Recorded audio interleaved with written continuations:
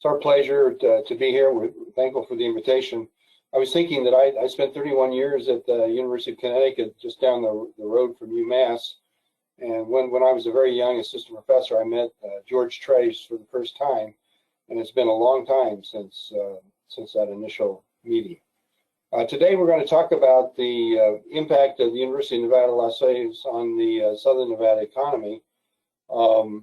And slide, Jinju, please. University of Nevada, Las Vegas is a rather young university. In 1951, the University of Nevada, Reno, which is up in the northern part of the state, started offering extension classes in Las Vegas when the population in Las Vegas was 50,000 residents.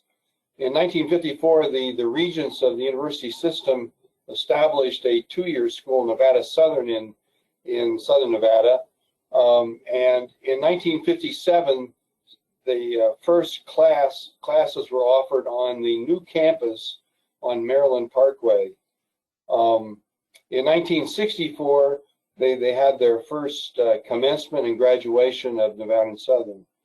In 1969, they changed the name from Nevada Southern to University of Nevada, Las Vegas, and embarked upon a long-term effort to delink themselves from University of Nevada, Reno. Our mascot is named the Rebels. We were viewed as the Rebels because we were rebelling against the northern part of the state. And in 1977, University of Nevada, Las Vegas surpassed University of Nevada, Reno in terms of enrolled students. As you can see there, we were only graduate university in Southern Nevada, and we're the first and largest Tier 1 institution in the Nevada system of higher education, and we're located less than 2 miles from the famous Las Vegas Strip. Slide, please. So we're looking primarily at 2019 data with about 4,000 people employed in the university, and we had 21,000 plus undergraduate students and almost 4,000 graduate and professional students based on full-time equivalents. There are more bodies than full-time equivalents. Most importantly, in terms of our recent history, is we established a School of Medicine. First class was in 2017. In fact, the first class begins graduating this spring. And there are estimates of about 74,000 of our alumni still reside in Southern Nevada, and that constitutes about 1/5 or 20% of the bachelor's degrees in Southern Nevada. Slide. So you really can say that this is a tale of two counties. That's Washoe County up north, or Clark County down south, or as I like to say, it's a tale of two cities, Reno up north and Las Vegas down south. But clearly the southern part of the state is the heavyweight. 74% of the population compared to 15% up in Washoe County. However, Washoe County is endowed with higher median household income per capita, a lower unemployment rate. This is 2019 data now, but it's still true, even more so given the coronavirus effect on the economies. And they have a more highly educated workforce than we do in Southern Nevada. Slide, please. Here's some information about what's been going on in Southern Nevada, Clark County. Since 2001, we see that the population has grown by 56%. For many, many years, the Southern Nevada, Las Vegas was the fastest growing metro area in the country. Clark County GDP grew by 51%, and we saw dramatic increases in student body and degrees conferred. Slide. So UNLV is a top-tier university. In 2015, the university adopted a plan to become a top-tier institution by 2025 in research, education, and community effect or impact. We actually achieved an R1 status in 2018 in December, long before the 2025 target for top tier. But top tier is is a little bit broader definition than an R1 institution. It includes student success and community relations and improved infrastructure, the health center and shared governance. It includes all kinds of things that are not included in the Carnegie R1 designation. But we are an R1 institution at the moment. And now the task, the challenge, what we need to keep our eye on is maintaining that R1 status. Slide, please. So every 2 years, CBER, that's the center that I direct, conducts an impact analysis using the REMI model of the effect of the university on the Southern Nevada economy, or Clark County. And the current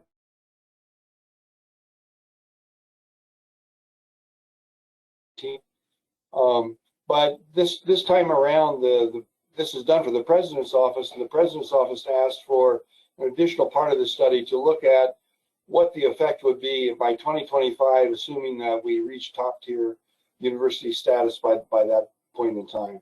Slide, please.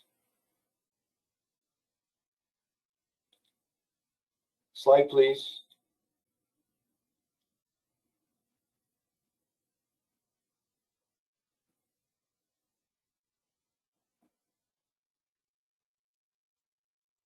Jinju, could you get the slide, please? Is there a technical problem, Jinju?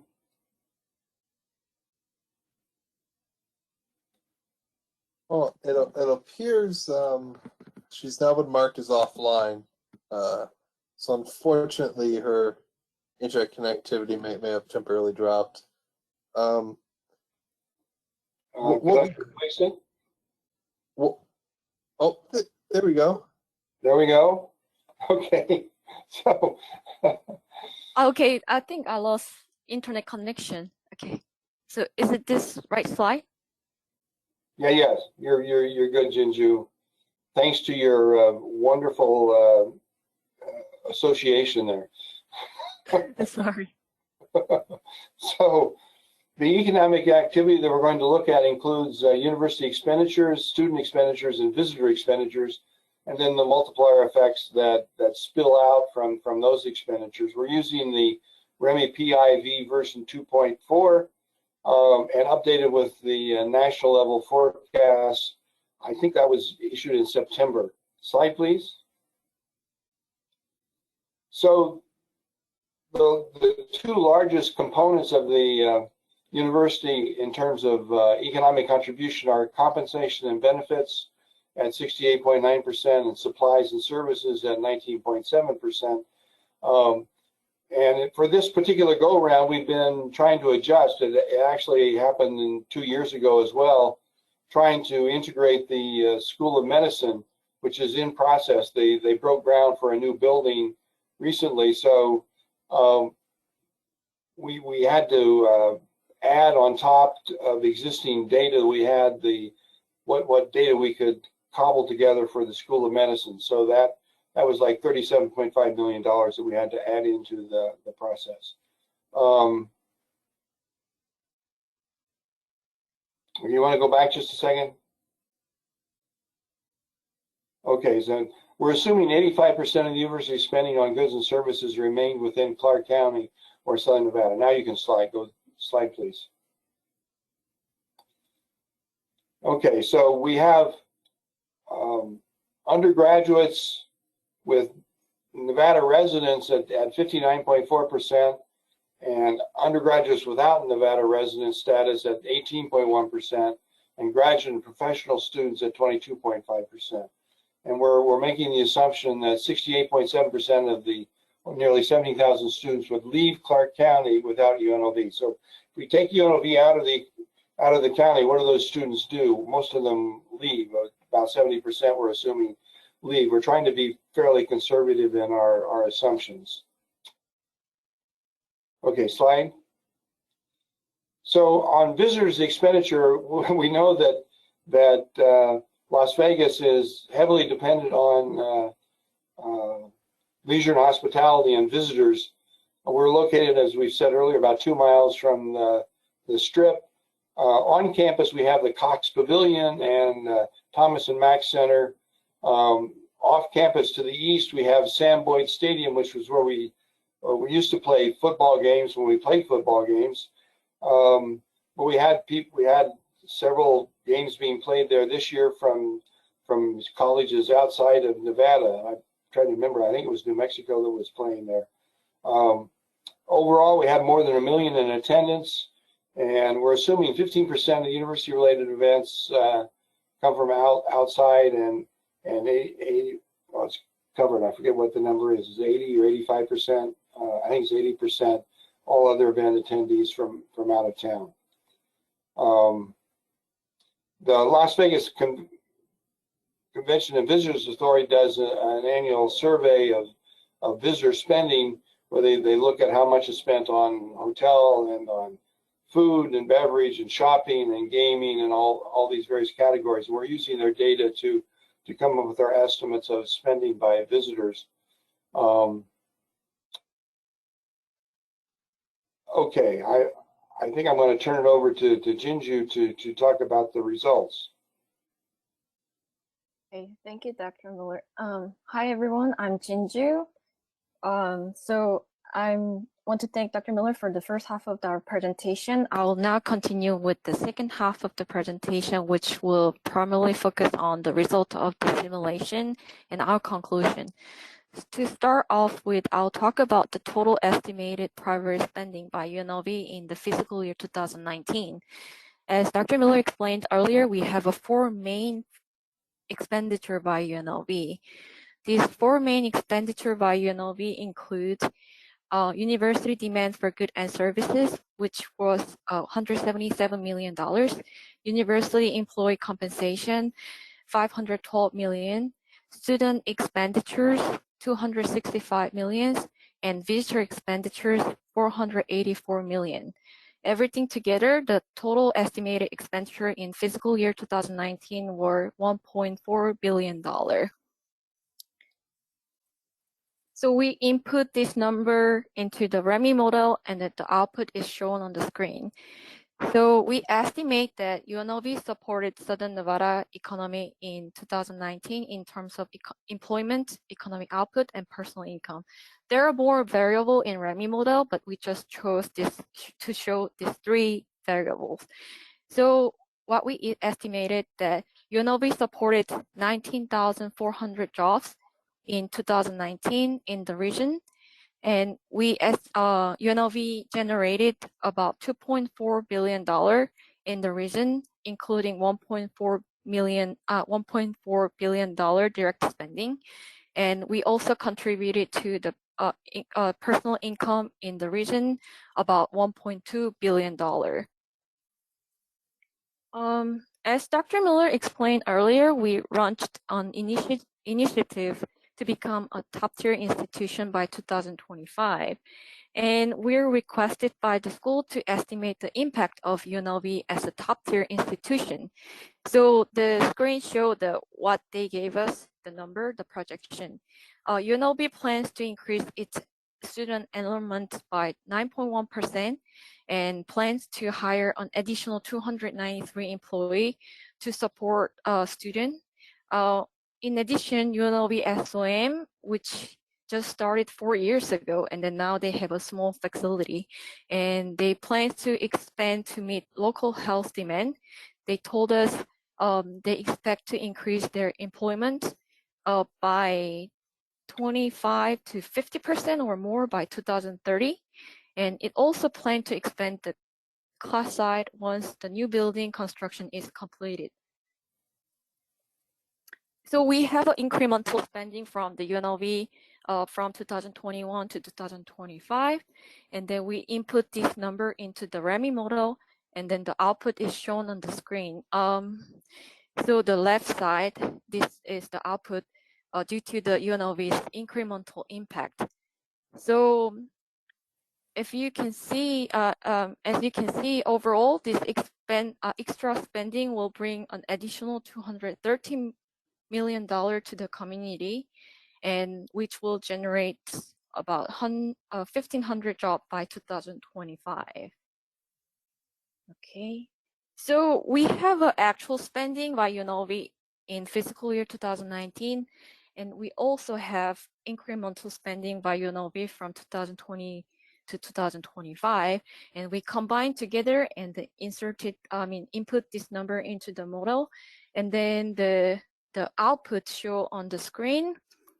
But as you can see, it does not necessarily sum up to fiscal year 19 economic output and additional spending due to the top tier initiative and the expansion of UNLV SOM.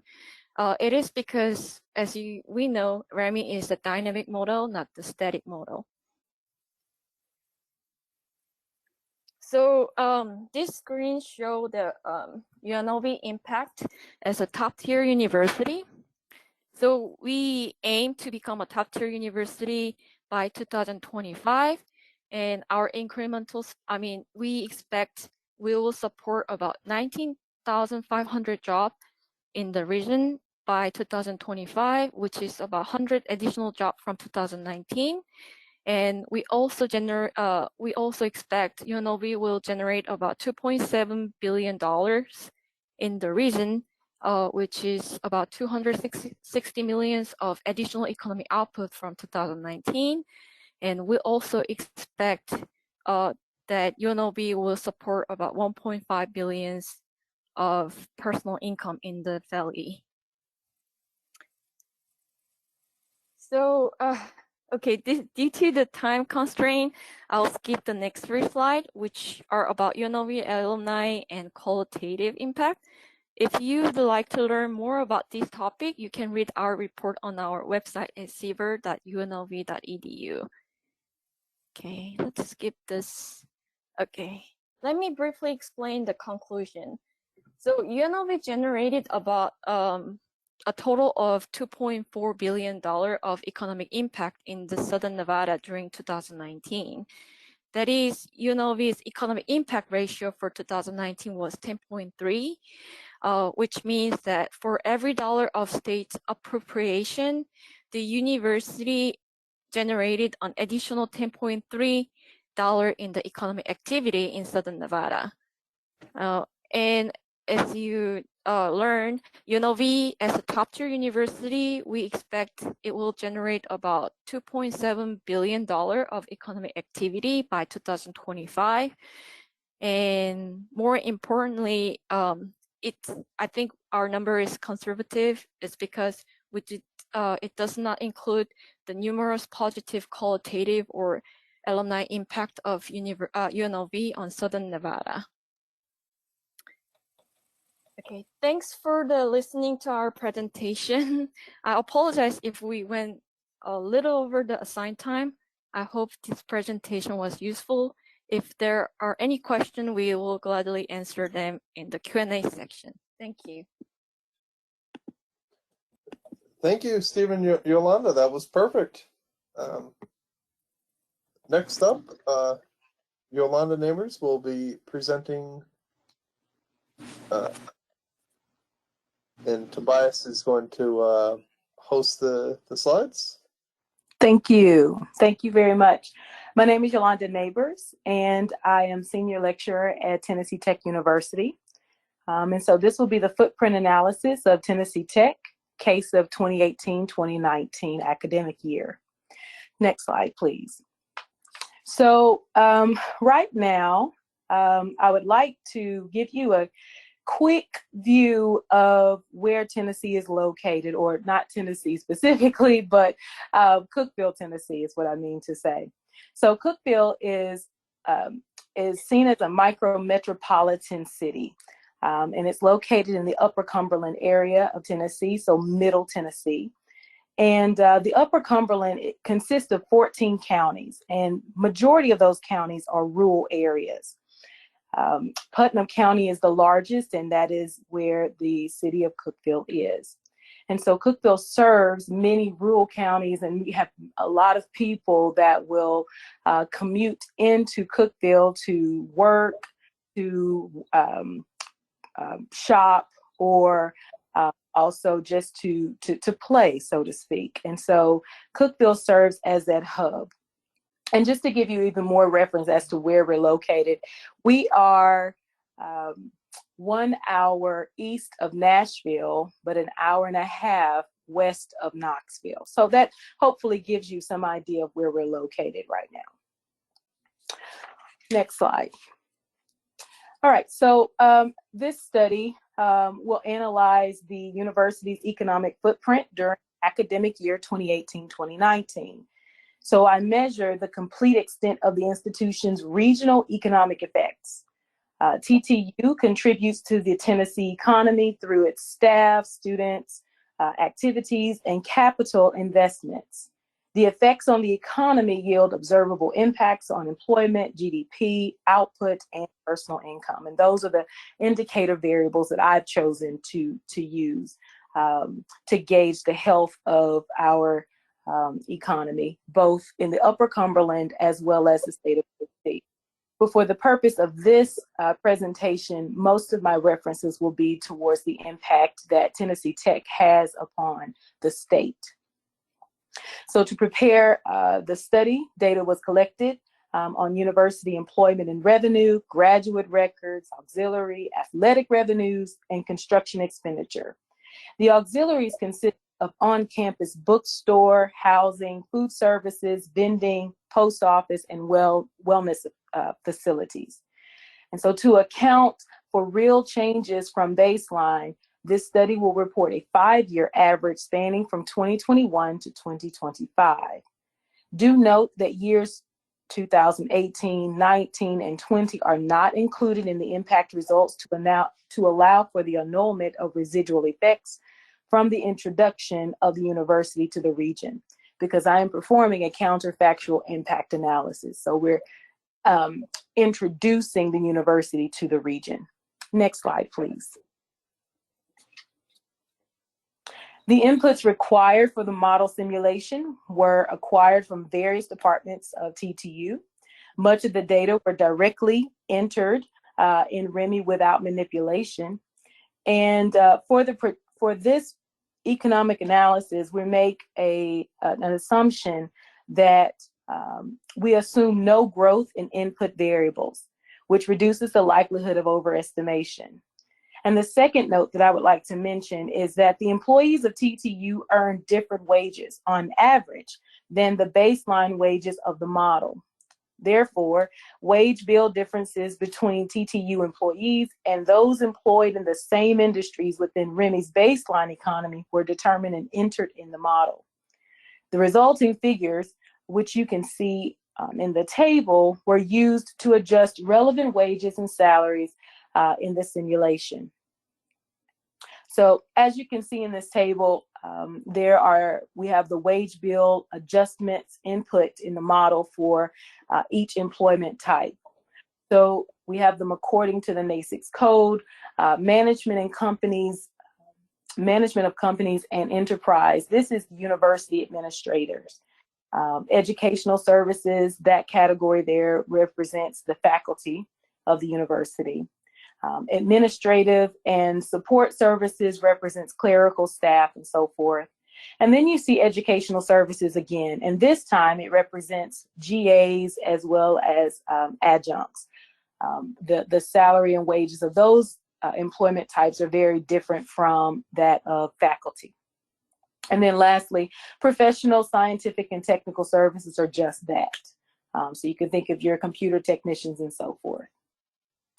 The contributions of TTU graduates on the Upper Cumberland as well as the state of Tennessee are accounted for by inputting wage differentials. And the student enrollment at TTU during academic year 2018-19 was approximately 10,140 students. 9,000 of those students were undergraduate students.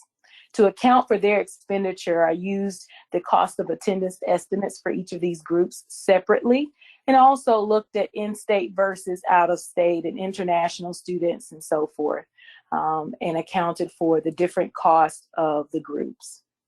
And then tourism variables reflect the gains from restaurants, fast food, groceries, souvenir, retail, amusement, and gasoline expenditure.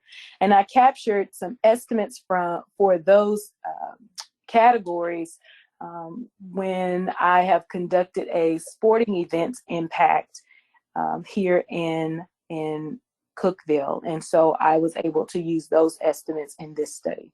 Next slide, please. Here are key assumptions, and then we will move forward with the results and analysis. But the key assumption is that the university spends all revenue each year and does not operate a deficit. Next is that the university's student population, employment, and revenues do not grow during the period of simulation. And as I mentioned before, I'm using a counterfactual impact analysis. So absent TTU, individuals in the region would not obtain a college degree. 76% of TTU alumni find employment in Tennessee. And I was able to determine that statistic based upon our alumni records. And so even more detail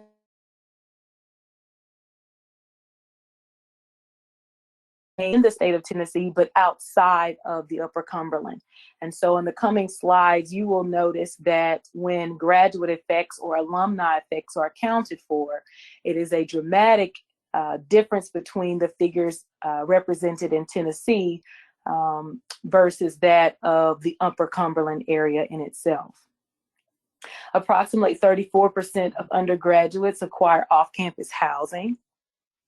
All graduate students acquire off-campus housing. 60% of sporting event spectators reside within 100 miles of the university, and construction expenditure will remain the same during this simulation.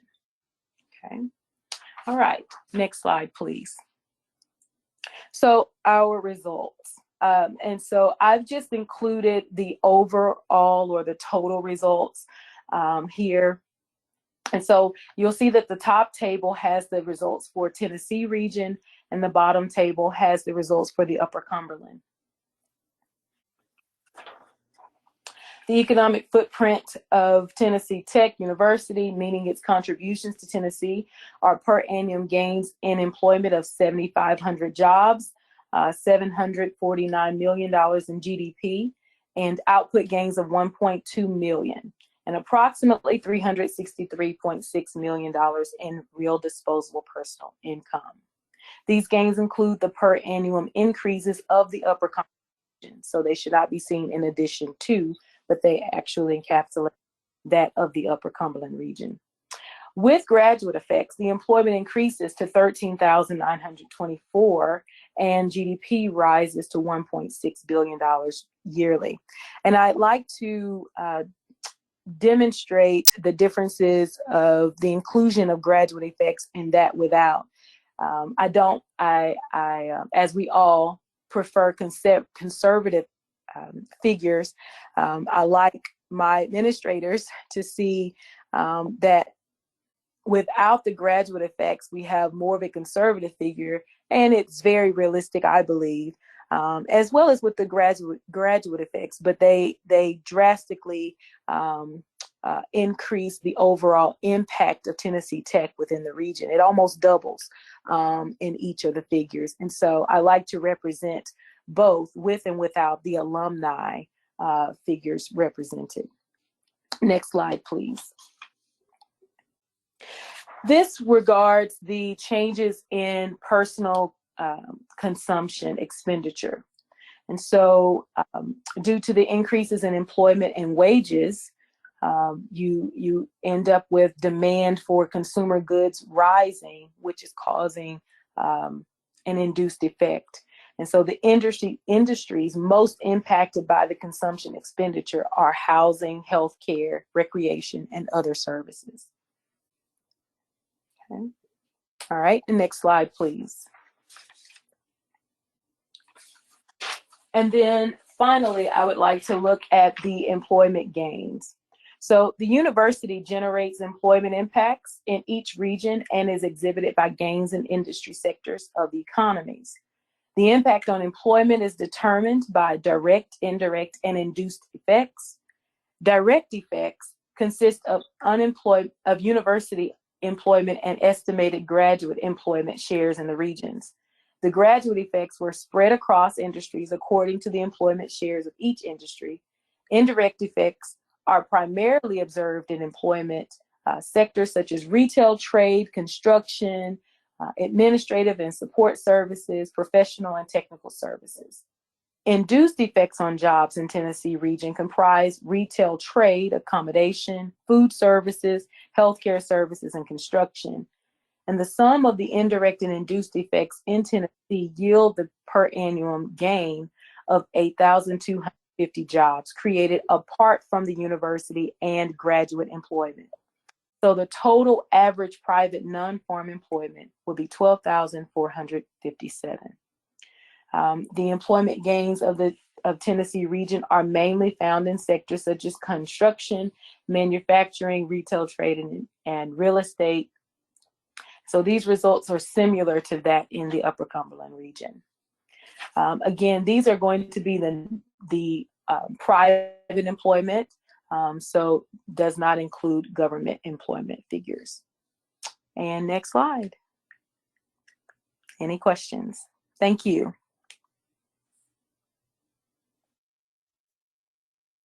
Thank you very much, Yolunda. Last presenter of the day will be Tobias with REMI.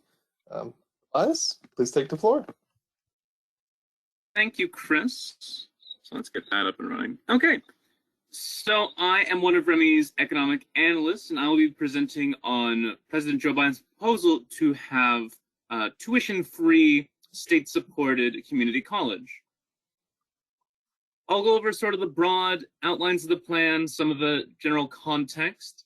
I'll then go through some of the assumptions and methodology we use to model the outlines of this plan in our software.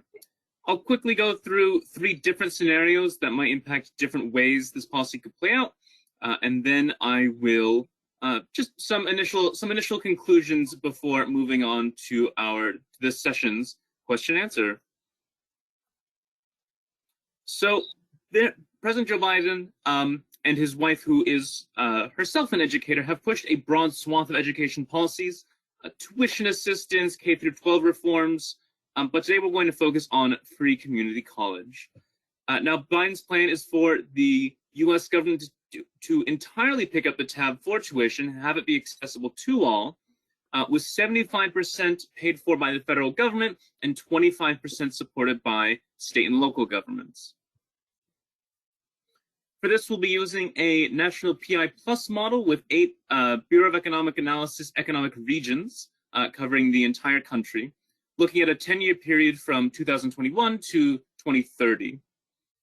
Now, as of 2018, and this is the number that we'll be playing around with the most, community colleges earned $16.84 billion in tuition revenue. Now, to keep that purchasing power constant, as we use that annual figure over 10 years, we'll be increasing it by price indices to maintain purchasing power. We'll also be sharing out funding by each region's share of the college population, of the national college population, based on internal estimates that themselves come from the American Community Survey and the census. Now, to keep this fair, we will have the funding come from or be paid for with cuts in government spending elsewhere. It's quite likely that, at least in the short term, if this policy got passed, it would be a matter of deficit spending. But at some point, there's either going to be decreased government spending or an increase in taxes to pay for it. And so just so we can get the benefits of the policy itself and not just the benefits of deficit spending, we maintain things balanced with cuts in federal spending. Here is our breakdown of the regions and their share of the college population. So coming in at number 1, we have the Southeast with 25%, or I'm sorry, 24% of the college population, with New England and the Rocky Mountains having 5% and 4% of the college population. So this is going to dictate where the money is flowing. We have 3 scenarios. Number 1 is just a straight 1-for-1 swap between having tuition paid for by students and having tuition paid for by the government. So we're going to increase consumption by the amount that would have been paid in tuition, and we're going to decrease government spending. So benefits, people are freed up to spend their money elsewhere. Costs, government has, the state and local and the federal government have to redirect money from other avenues towards this community college program. Number two adds a little bit more realism to say, well, if something is free, there's going to be increased demand for it. And so we assume a hypothetical 10% increase in community college enrollment. So we have additional government spending cuts as a cost, and then as a benefit, increased educational output above and beyond what was already happening in our national baseline. And then option three, or scenario three, takes the view that a more educated populace is a more productive population. And so after 2 years, which is how long it takes to earn an associate's degree, we assume annual linear increases in labor productivity, going from a 0.01% increase in 2023 up to a 0.1% increase in 2030, just to show what the shape of that might look like. So actually, I'm just going to cut away for a moment and show off PI Plus itself, and just to show what some of the inputs look like and some of the results you can get from our model for the first scenario. So here is increased consumption, decreased federal spending, and decreased state spending. And let's just briefly tear through those. So decrease, yeah, there we go. Okay, so increased consumer spending, rather than assuming particular consumption baskets, we increased consumption across the board, shared out by the defaults for REMI, so weighted by previous consumption spending. And we increased consumer spending across the board for every consumer category. A couple of exceptions. Number one, expenditures or tourism expenditures by non-US nationals, probably not affected by community college.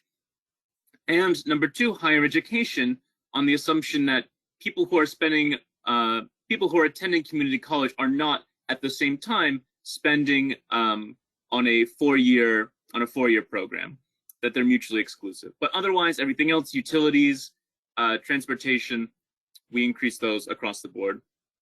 And then federal spending and federal civilian spending and state and local spending, likewise shared out with the federal government taking on 75% of the cost, state and local governments taking on 25% of the cost. And we can play around in the results here briefly. So actually, let's just take a look at every region across the country. There we go. And we'll look at this in percentage terms just so we can get a sense of how things might compare. Oops, there we go. So what we see here when we're looking at this table is small decreases across the board in economic activity, with the exception of private non-farm employment. So private employment goes up a little bit, but total employment, including state and local and government employment, goes down. And then if we look at GDP, takes a small decrease, personal income takes a small decrease as well. And so this is what happens when you transfer around $17 billion from government spending towards private consumption. As a side note, we did take a look to see what level of deficit spending would create sort of a zero or a net zero effect. And it turns out that a 20% deficit finance program along these lines on average produces around zero change between decreased federal spending and increased private consumption. So these are at the national level small numbers, and there is something to be said, well, what is it worth to have maybe a more educated populace? But looking at these figures on the face of it, small but distinct downsides. And we can see it here in the summary table, just looking at some high-level macroeconomic statistics.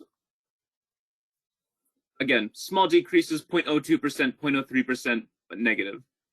In scenario two, what would it look like if additional government cuts to support additional demand, but along with that additional output in educational services, the effects, barely any change, still, 0.02%. Maybe things have perked up a little bit for total employment drop-offs, but still negative. Now, the next scenario is the one where we said, what if there is additional labor productivity? And there we can see things actually start to pick up.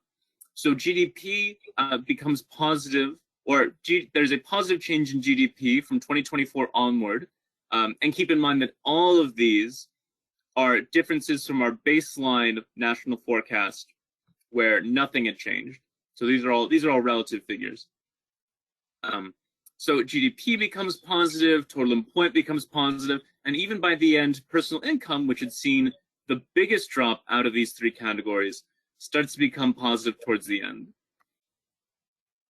Now, as far as conclusions go, this is a very broad national analysis, more meant to suggest the shape of what the analysis would look like, and it leaves a lot in the air. So the effectiveness of the program depends on a couple of factors. Number one, how it's financed. We've talked about how just increasing government spending or just increasing consumption without taking into account lowered spending or increased taxes is possible and even likely, but it's a little unfair because it doesn't evaluate the program on its own merit. So finance matters. And number two, changes in labor productivity or increases in labor productivity are necessary to generate positive economic results.